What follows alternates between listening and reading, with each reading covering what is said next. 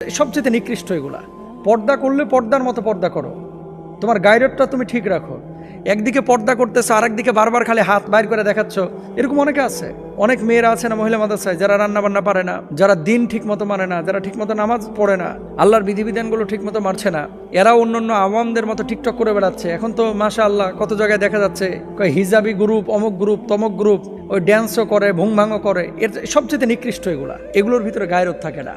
আপনি টিকটক করতেছেন মহিলা মাদ্রাসার মেয়ে, এটার ভিতরে কোনো গায়রত নাই। তো এই মহিলা মাদ্রাসার মেয়ের চাইতে অনেক ভালো জেনারেল শিক্ষিতা, তাহাজ্জুদ গুজার, 5 ওয়াক্ত নামাজি, দিনদার, মুত্তাকিয়া, পরেজগার, জায়েদা, আবেদা, সালেহা অনেকে আছে। আমি যে কথাটা বলতে চাচ্ছি, সব মহিলা মাদ্রাসার মেয়েরা যেমন ভালো না, সব জেনারেল শিক্ষিত মেয়েরা ভালো না, সব হুজুররাও কিন্তু ভালো না। দিন এটা হচ্ছে হৃদয়ের বিষয়, এটা আপনাকে খুঁজে নিতে হবে, এটা আপনাকে বুঝে নিতে হবে। এখন খুঁজবেন কিভাবে, বুঝবেন কিভাবে? বাজার থেকে যখন মাছ কিনেন, পচা ইলিশ মাছ কিনেননি 1600 টাকা দিয়া,